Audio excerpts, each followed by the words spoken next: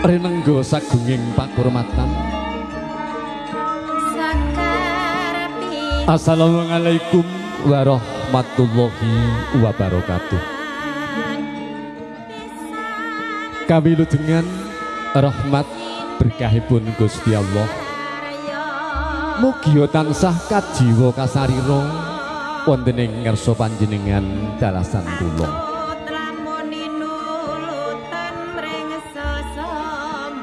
Kanthi tansah ngagungaken asma dan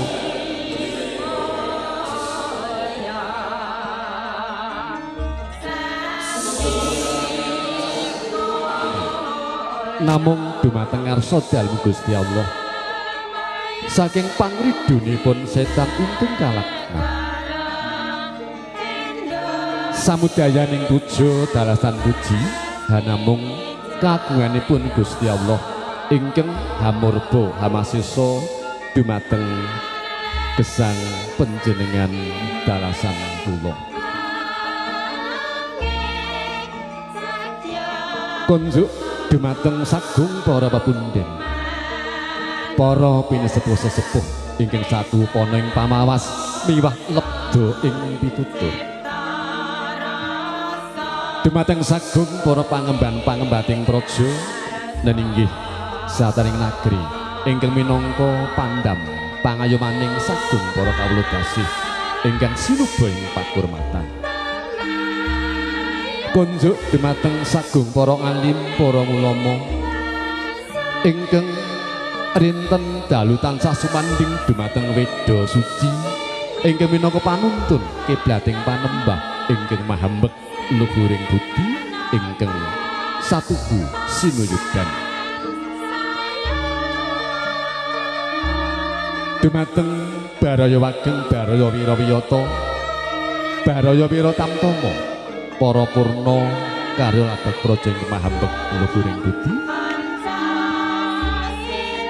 sagung para kadang panitia ingkang dahat suwistya ing karya purwakane ngatur sumangga sepisan malih sesaringan panjenengan kula dherekaken tansah manungku puja syukur dumateng ngarsa dalem Gusti Allah inggih awit ngantos sing kalih menika taksih pinaringan katentreman kabegjan saha bagas warasan saged kempal manunggal wonten ing adicara tasakuran panggih pinanganten wonten ing kalenggahan menika. Sholawat salam mugi tansah katur kunjuk dumateng panutaning sagung para titah lan inggih Kanjeng Rasulullah Muhammad sallallahu alaihi wasallam ingkang sampun paring kalidaman dumateng gesang panjenengan dalasan kula kanthi njlentrehaken dawuh-dawuhipun Gusti ingkang simirat wonten ing pustaka suci lan inggih Al-Qur'anul Karim ingkang benjang tinengga sapaatipun wiginipun wonten ing yaumul kiamah. Allahumma amin.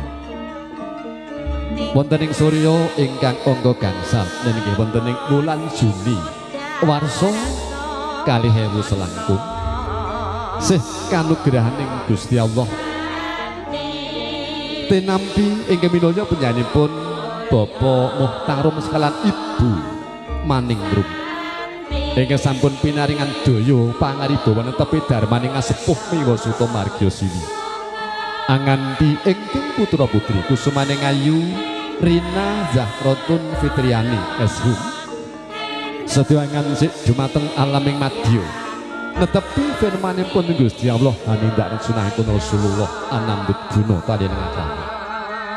uwinengku Dian Bagus Mahmud Santoso Jalutanaya yanipun Ibu Sikar linggih almarhum Bapak Wolo bidal wontening wewengkon Desa Bringin Kecamatan Kauman Kadipaten Ponorogo andungkap adicara tasakuran panggih pinanganten wonten ing kalenggahan menika wasing gadhe wigatos sing karsa panjenenganipun keminaya Bapak Muhtarom dalasan Putra Kalawangsa nyuwun berkah pangestu panjenengan mugia kasembadaning sedya anggenipun neninggih amiwuha ingkang putra sarimbit tansah pinantu ing karahayon kabegjan satemah ingkang putra benjang manggih gesang ingkang minulya donya ngantos benjang tumaking delahan ing makaten dumateng rawuh panjenengan katuraken gunging panuwun ingkang tanpa upama sugeng rawuh sugeng lenenggahan kula ingkang piniji pinangka pambiyawara salajengipun sagung para pundhen para tamu suka cehna dumateng raos syukur miwah mongkok bombonging penggalih inggih awit agunging kanugrahanipun Gusti kathah paraga tinimbalan kinen hanyun kuyung adicara wonten ing kanggahan menika ing antawipun para kadang saking lan inggih dalem manten Redi Subagyo ingkang piniji pinangka Dewing Kopaes Pangrengga Busana para kadang saking Alfirman Entertainment nyamaptakaken piranti-piranti pesta ugi para kadang saking Frans Studio dan inggih ingkang sowan saking wewengkon Beduri taksih kathah paraga panjenengan sanesipun ugi para kadang saking dan inggih santri wisanggeni makaten nggih ingkang sowan saking dan inggih Al-Mukarram Kauman Somarata Ponorogo salajengipun ngiras pantos ngerantu anggenipun pinangan dan putri angadi busana nulur sarira ugi asung pambagyo dumateng rawuhipun sagung para tamu monggo dumateng para kadang saking para golelipur keparenga nglajengaken ngaturaken wirama ingkang sungguh kaliyan swasana kunjuk dumateng Rakamas Pangendali Swara kasuwuk ungelipun neninggih Santi Mulya nuwun nuwun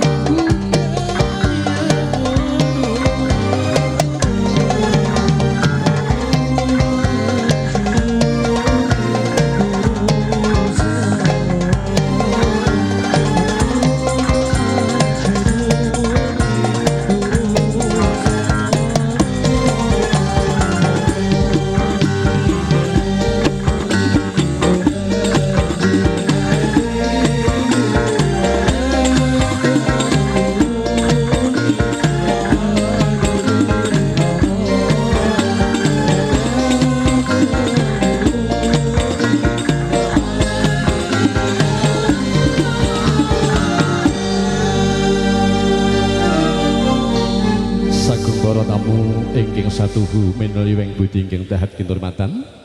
sasmita kadhawuhaken bilih risang pinanganten putri kusumaning ayu Rina Zahratun Fitriani Eshum sampun purna anggenipun angadi busana mulas wadon hanglulur sarira daya-daya badhe kinanthi manjing wonten ing sasana wiwaha linenggahaken wonten ing dampar rinengga sumangga dumateng Bapa Mohtarom dalasan Ibu Maningrum keparenga samapta angandi ingkang putra putri miyosipun pinanganten putri kabeh wadha kanthi ungelipun ketawang Sekar Tejo sumangga Kemas lon-lonan tumunten kaaturaken nuwun sumangga.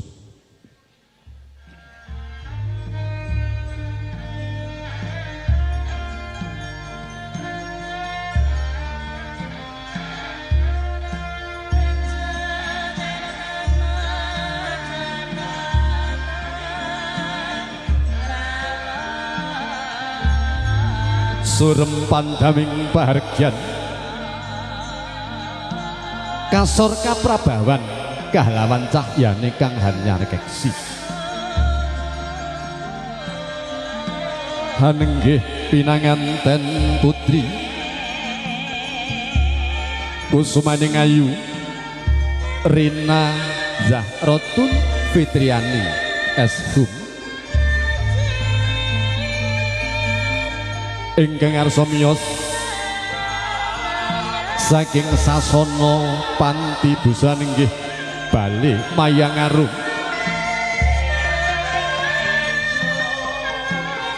lugu maksana ing madyaning sasana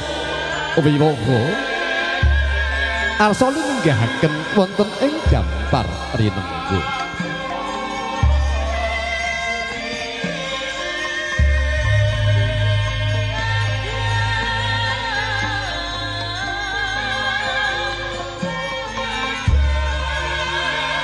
wasna binuka diaraning sasana panti busana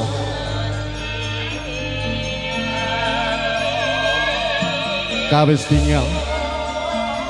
ana teja hanging wong mawa proban inggih menika tejane risang pinanganten putri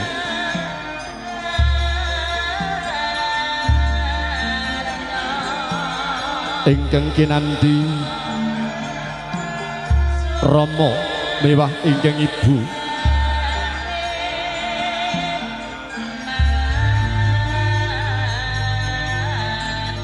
kabiyantu Ibu Dewi ning pepaes pangrengga busana dupi hanguningani ing madyaning sasana wiwaha pus kebak berambalabar sagung para tamu ingkang sampun kepareng lenggah satata pepak sinarja pindha andoyong ndoyongna pancak sugining pandapigung Bale pinangun marang ingkang tumindak ing raos tumandu ing raos ingkang datu manuming kalbu yayah linobong jroning penggalih kelem karo banging manis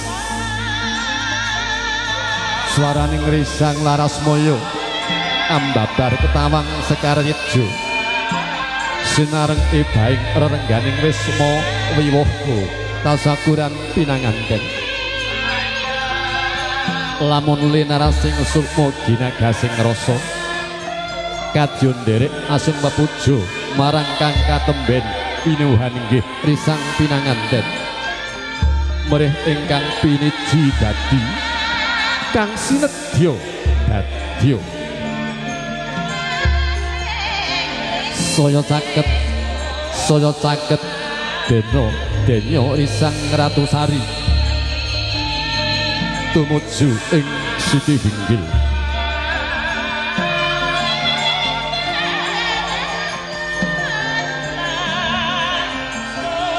wusnya manjing ing unggian kang tinuju Dewi ning pepaes pangrengga busana paraga piniji saking dalem manten Redi Subagyo Asung sasmita kinen pinangan dan bumi lenggah wonten ing dampar rinenggung. Ewadene ingkang Rama Ibu sinasmitan angamping wonten ing sisih tengenipun. Kawuryan pinangan dan putih arsa lenggah anggana raras. Sineling sawetawis foto kenangan nuwun. Kasuwuk Raka Mas ungalipun gendeng kepareng matur bilih upacara panggih temanten wonten ing kalenggan menika mangke kepareng badhe paring patitis ninggih nyanipun ingkang minulya pujangga agung nyanipun Eyang Tukimin ingkang rawuh saking dalem karangan Tunggun. Inggih mekaten kunjuk dumateng Eyang Tukimin mbok bilih mangke risang pinanganten sampun titiwanci kapanggihaken mugi kepareng inggih paring dawuh dumateng kula saengga mangke titi laksana upacara panggih enggal saged kadherekaken. Ingkang kalih kaasta paraga mudha pawestri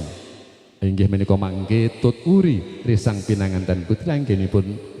arsa manjing wonten ing sasana panggih. Untuk Mbak dan Mas yang bertugas membawa kembar mayang untuk segera merapat ke depan pelaminan untuk menerima kembar mayang, jumlahnya ada 4, 2 diterima oleh paraga muda kakung remaja, kemudian yang 2 diterima oleh remaja putri yang nanti digunakan sebagai sarana dilaksanakannya upacara adat panggih menurut adat yang berlaku di Desa Karanglo Kidul, Kecamatan Jambon, Kabupaten Ponorogo.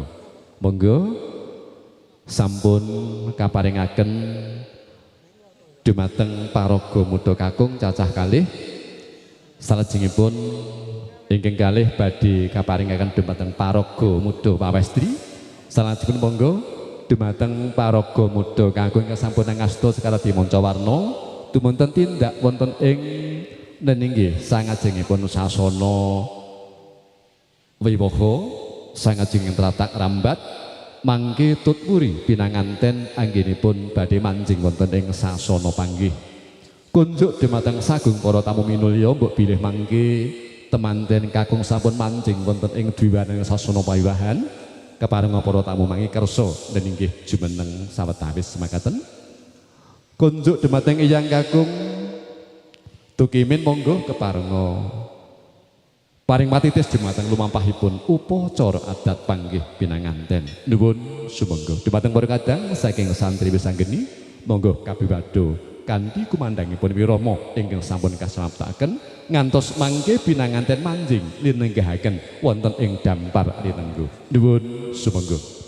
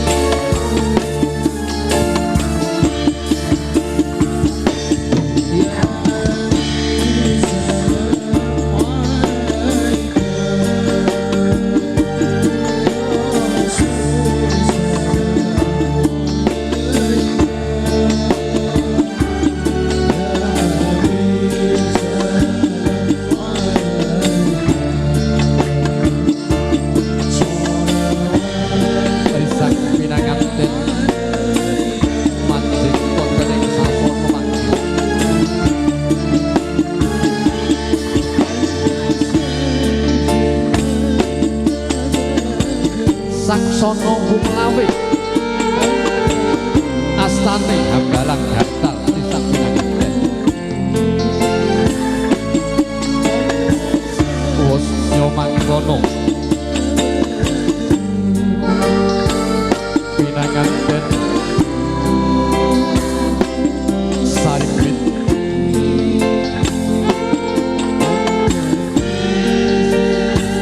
jajal haning luhuring pasangan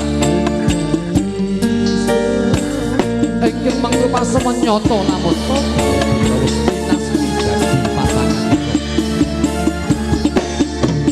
laju anjengku risang pinanganten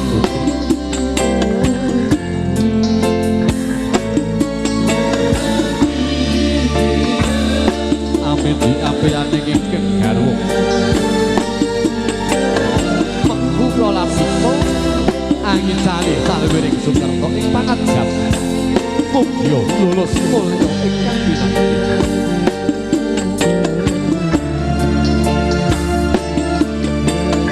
katon kumambang sekar ing warhani jiring bokor kencana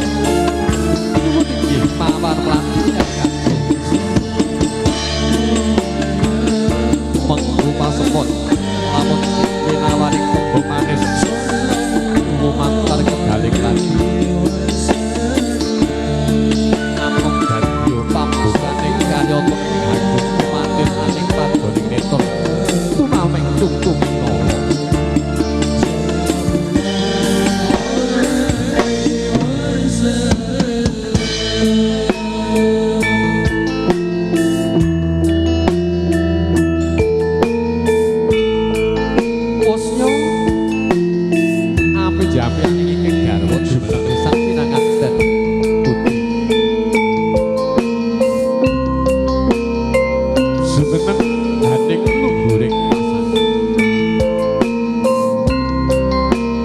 sukat trengginas trampil paraga piniji saking datemanten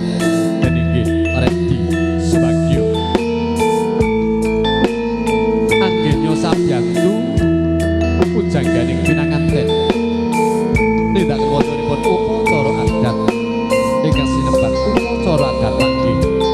miturut adat widhi-widhi ingkang dinanipun wewengkon Desa Karanglo Kidul Kecamatan Jabon Kadipaten Kota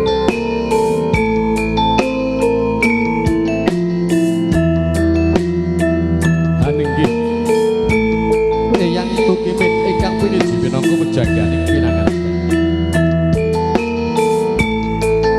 Hamatek Joko Suci Mantra Mandi nyuwun kunjuk dhumateng ngarsa dalem Gusti ing pangajap mugya kasembadan sedya ingkang wayah ingkang katemben kapanggihaken mugya dene beberantan manggih ing kabegjan tinebena ing salwiring pangiju satemah enggal maujud kulawarga ingkang minulya donya ngantos benjang tumekeng kenangan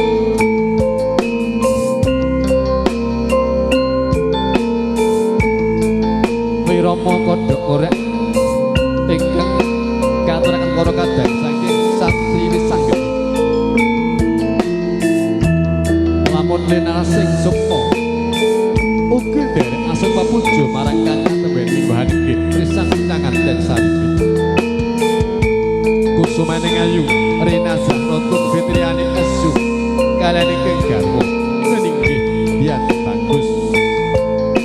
Mahmud Santoso murih ingkang piniji dadi murih kang sedya dadya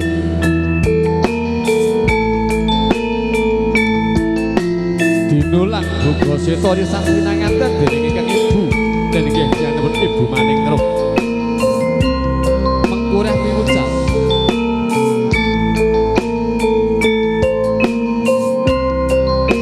mugi benjang wonten ing bebrayan salwiring tumindak pinandhasana puning ing penggalih wiwah manebing kalbu satemah kang nemu mugi amung rasa hayu ayem kalayuan angaya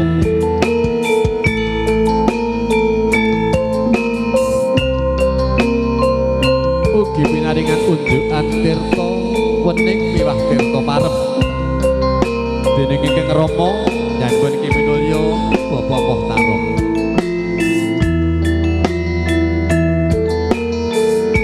padha kang sinedya estining manah dana tancah nyuwun kunjuk dhumateng ngarsa dalem Gusti kang akarya loka mugya kasembadan sedyanira ingkang putra Sarimbit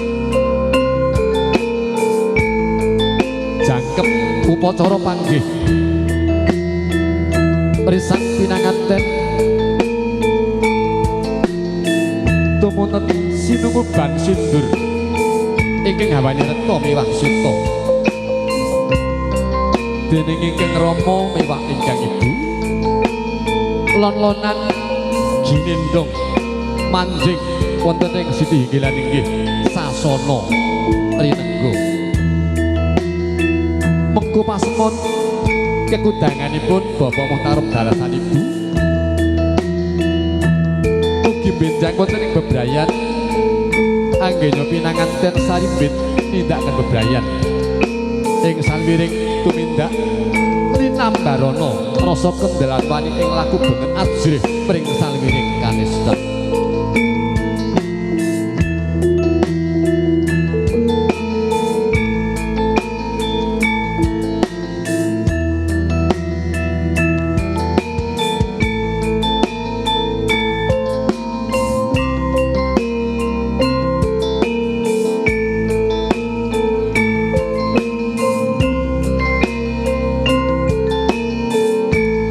manjing ing sasana rinengga daya-daya dewe ning pepaes pangrengga busana paraga wingi saking lan inggih dalem manten asung sasmita kinen pinanganten lenggah wonten ing dampar rinengga inggih awit Rama ibunipun pinanganten Sarimbit sampun menggah angamping wonten ing sisih kanan kiringipun.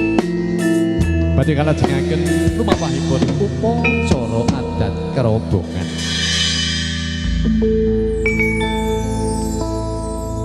Semoga para kadang saking santri wisanggeni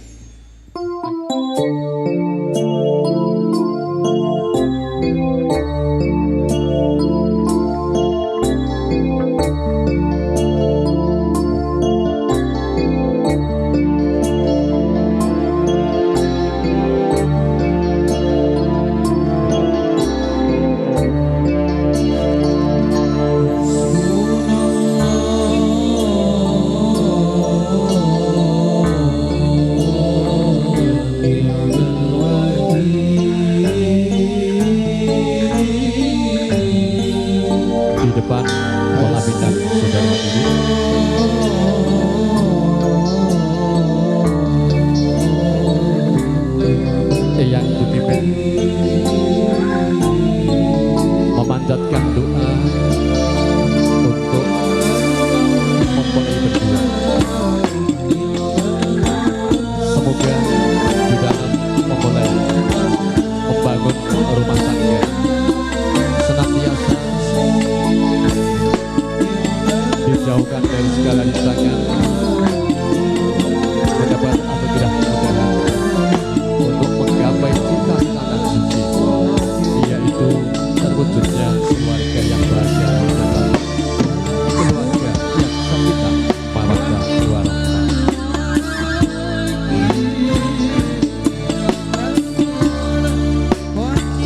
Pelantun suara indah dari santri Wisanggeni menambah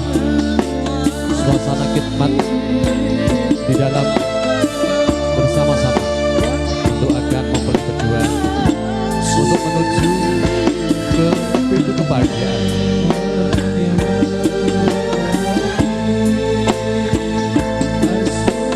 Selanjutnya mari laksanakan upacara adat kerobongan sebagaimana yang berlaku di desa Karanglukidul, Kecamatan Jambon.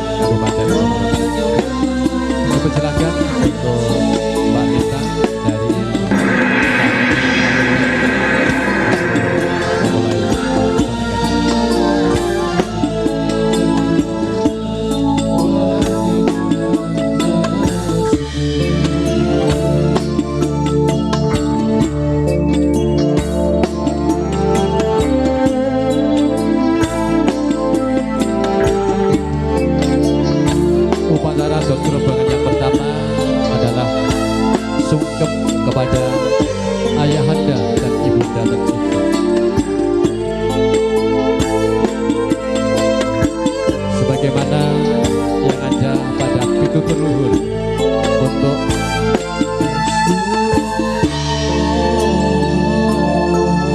wewengkon tanah Jawa, bahwa ketika muda sungkem kepada para sesepuh, tidak diperkenankan untuk membawa senjata. Oleh karena itu keris dilepas oleh mempelai putri sebelum sungkem kepada ayahanda dan ibunda tercinta, beliau Bapak Motarom dan Ibu Mani.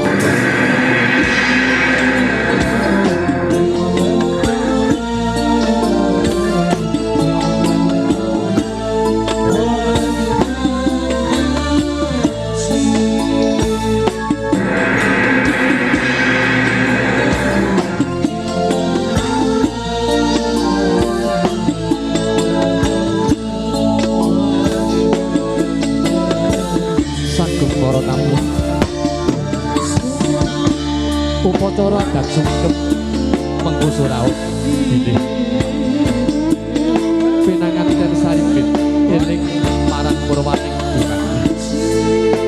rikala lenarake hati jangan panjang enget jumateng ingkang Rama kang sebodo angupir jiwa raga enget jumateng ingkang ibu kang wis ngawowo minangka papaning yuga brata saking Candra Daswari pangliki kula mentah kuwi samala kandhek ing kalundangan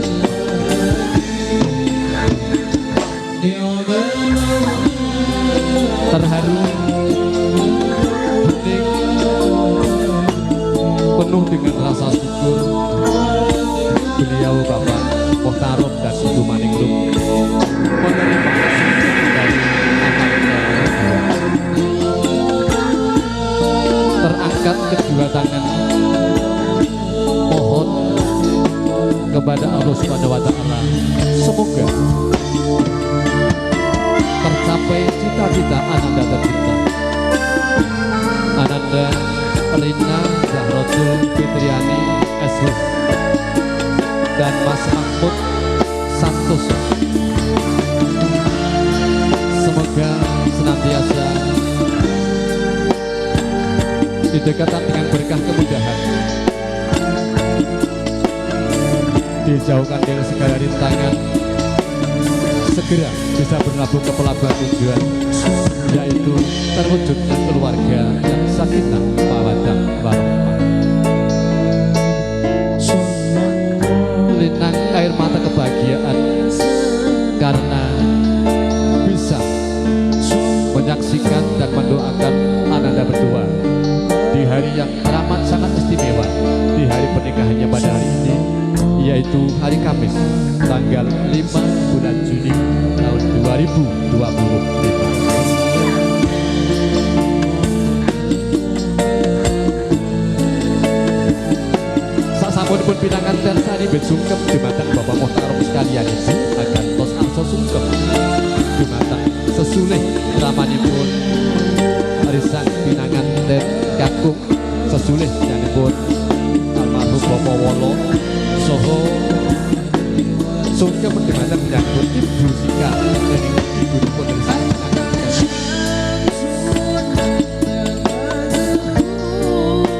Nora Bido Donya Karas Podo Wasik Gatini Gatot Sing Karso pinangan dan sabit sedanyipun tambah berkah pangestu dumateng Ibu Miwah ingkang Rama. Mugia anggenipun kekalih hanya tangi bae tarik baris tansah panggih ing kabegati nebena ing pangestu satemah maujud kulawarga ingkang minulya donya ngantos swidak tumekeng jenengan. Bengkem-bengku membenging wasmo ingkang Ibu Miwah ingkang Rama. Brebel pinjil wasmo kados jati anusan Indonesia yo pinangan tersani.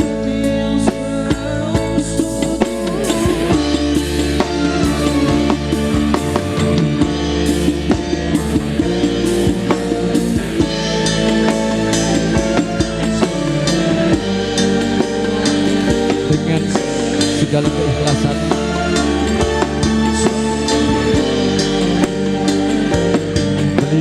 ibu sikap dan sesuai dari ayahanda mempelai pria memberikan doa restu kepada Ananda tercinta. Semoga dimudahkan dalam segala urusan kebaikan, segera bisa berlabuh ke pelabuhan tujuan yaitu terwujud keluarga yang sakinah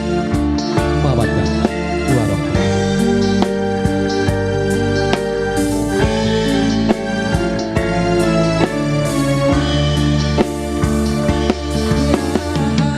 Purna upacara akad sungkem pinanganten kekanden asta arsa lenggah wangsul wonten ing Dampar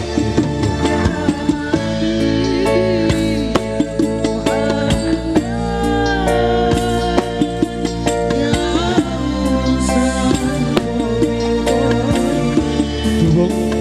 ingkang sangkawit linolos kawangsulaken dening risang pinanganten putri.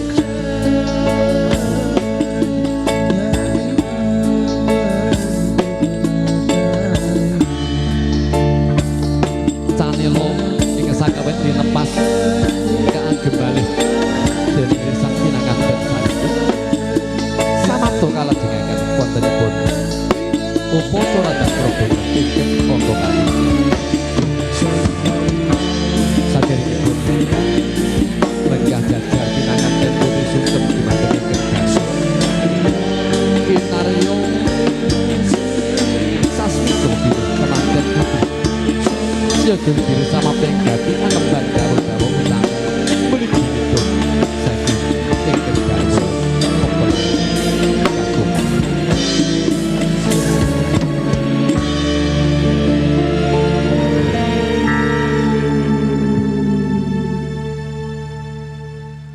Sagung para tamu risang pinanganten sarimbit katemben samapta badhe nindak wontenipun upacara adat perhubungan ingkang angka kalih. Monggo Raka Mas saking dan inggih santri wisanggeni mbok bilih setunggal kali ambalan kaaturaken inggih sholawat tombati kanthi wiramalon paripaksa menawi instrumen kemawon ugi boten menapa-napa.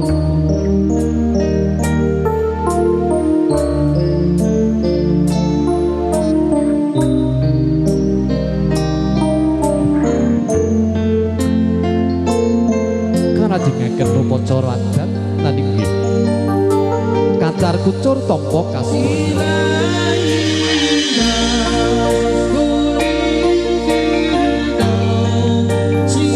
Temanten kakung ngasta tiram lampus ingkang ulam suketa Lonjoko minangka wandani sarana kacar kucur lan inggih kacang kawah budhe kawah beras ketan torensen kaparingaken dumateng ingkang garwa ingkang samapta angasta singgih kinarya sarana anampi peparingipun ingkang garwa. Makna dari upacara dan kacar kucur tampa kaswaya hadirin semuanya adalah bahwa laki-laki sebagai kepala rumah tangga bertanggung jawab memberikan hasil karyanya hanya kepada istri tercinta yaitu mempelai putri. Sedangkan mempelai putri memiliki tanggung jawab untuk mencukupkan apa yang telah diberikan oleh sang suami di dalam memenuhi kebutuhan rumah tangga. Selanjutnya mempelai berdua berjalan bergandeng tangan. Pemberian dari sang suami oleh mempelai putri dihaturkan kepada ibunda tercinta,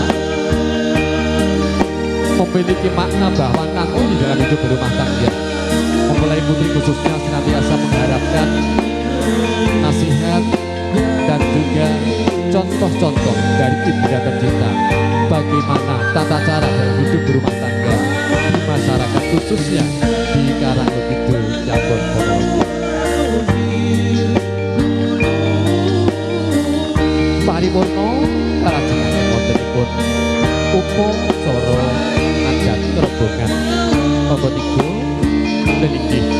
dahar kembul buka punar upacara dahar kembul mengku semua bilih benjang wonten ing bebrayan lelapan menapa kewaning badhe napan dening sang pinanganten Sarimbit duka menapa ingkang rinaos sekico kirang sekico pedes manis asin paripasipun badhe napan sesarengan kekirangan pun pinanganten kakung jinangkepan dening sang pinanganten putri makatan kosok maksulipun kirangipun pinanganten putri jinangkepan dening sang pinanganten juga memiliki makna bahwa mempelai berdua senantiasa memegang teguh rasa saling mencintai yang menurut bahasa Jawa hakikat prasetyo saboyo mulya saboyo mukti ditandai dengan mempelai berdua bergantian menyuapi mempelai kakung menyuapi istri tercinta dan Mbak Rina Rahmatun Fitriani Esuk ganti menyuapi suami tercinta.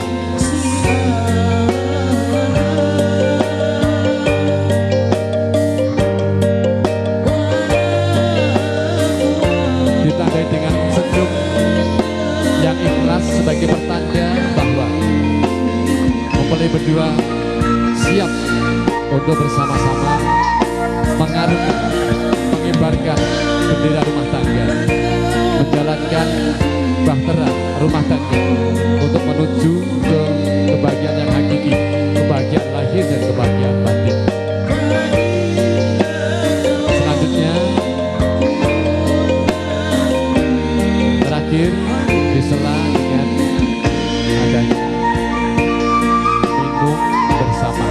kunjung sesarengan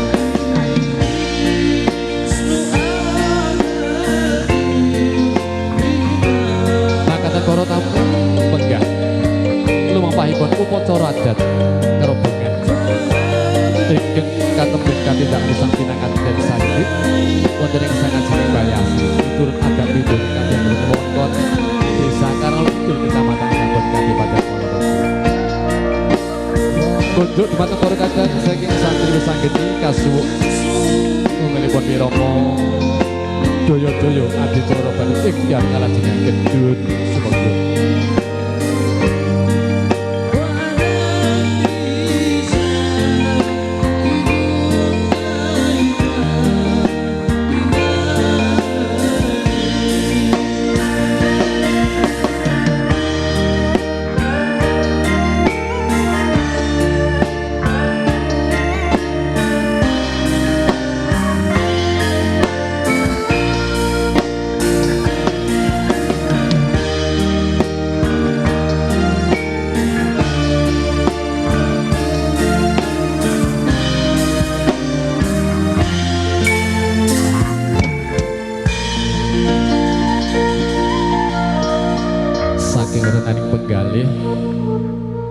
Mbak Maningrum tansah mesem ing ladi.